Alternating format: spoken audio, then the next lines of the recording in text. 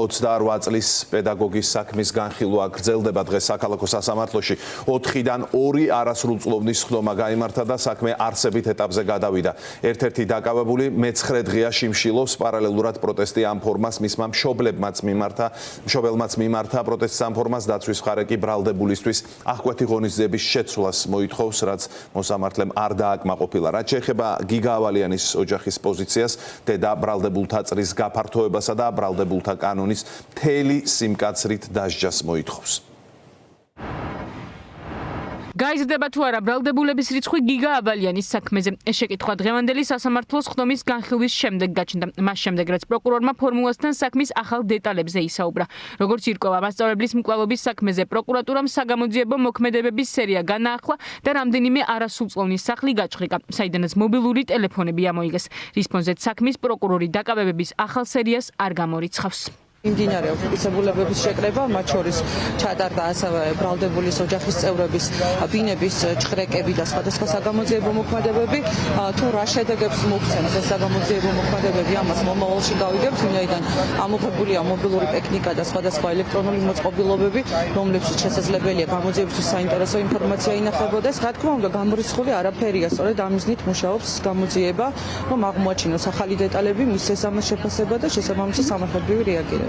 ორის ხდომა დასჭირდა მოსამართლე ვალერიან ბუგიანიშვილს იმისთვის, რომ მოკლული მასწავლებლის საქმეზე დაკავებული 2 არასრულწლოვნის საქმის მტკიცებულებების დართვაზე ემსჯელა. დღევანდელ პროცესზე მოსამართლემ დააკმაყოფილა ბრალდების მხარის მტკიცებულებები, რასაც არ ეთანხმებოდა დაცვის მხარე. გიგა ავალიანის საქმეზე დაკავებული არასრულწლოვნების ადვოკატებს მიაჩნიათ, რომ მათი დაცვის ქვეშ მყოფების წინაშე პროკურატურამ საკმარისი მტკიცებულებები ვერ მოაგროვა და არასრულწლოვნების საქმესთან შემხებლობაში არ არიან.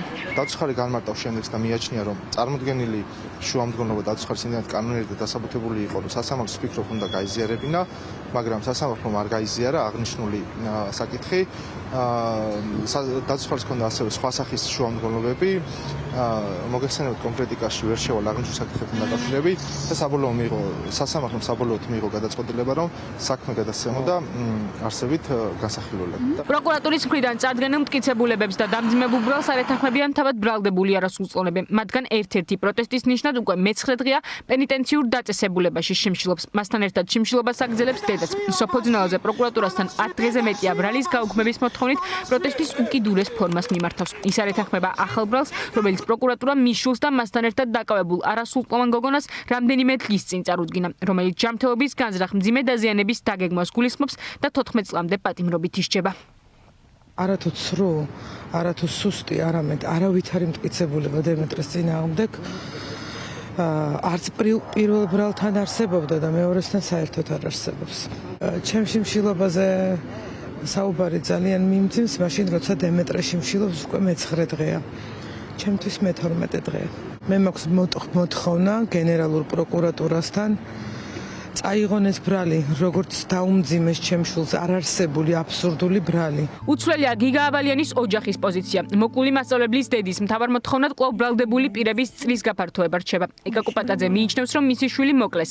თანაც ჯგუფურად და ამის დასამტკიცებლად უკომპრომისო ბრძოლას აანონსებს. იმის მიუხედავად, რომ პროკურატურა მისი მოთხოვნები ნაწილობრივ დააკმაყოფილა და ოჯახ საქმის მასალები გადასცა. მოკლული მასწავლებლის დედა ბრძოლის შეწყვეტას ყველა არასრულწლოვნის სათანადოდ დასჯამდე არაპირებს.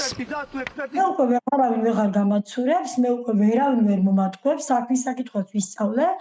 ამასობაში ძალიან ბევრი ბრალდება ჩანს ბევრი ადამიანის მოკლედ ერთ სიტყვით და ვერავინ ვერ გამაცურებს, აბსოლუტურად ყველას დავსვავს საბრალდებო სკამზე. აი რომ ამბობენ, საქმის მასალებში არ დევს არაფერი. საქმის მასალების წაკითხვა არ იცის ალბათ იმ ხალხმა და მკითხულობენ სავარაუდოდ მარტო თავიანთ ჩვენებებს. გიგა ავალიანის საქმეზე დაკავებული 2 არასრულწლოვნის საქმე უკვე არსებითი განხილვის ეტაპზე გადავიდა. მომდევნო ხდომებიდან გავიგებთ თუ რა მტკიცებულებები დევს საქმეში და ფიგურირებდნენ თუ არა ბრალდებულები მასწავლებელზე თავდასხმის დაგეგმვაში. მოკლული მასწავლებლის საქმეზე ჯამში 4 არასრულწლოვანია დაკავებული. ოჯახი ამ დაკავებულთა წრის გაფართოებას ითხოვს.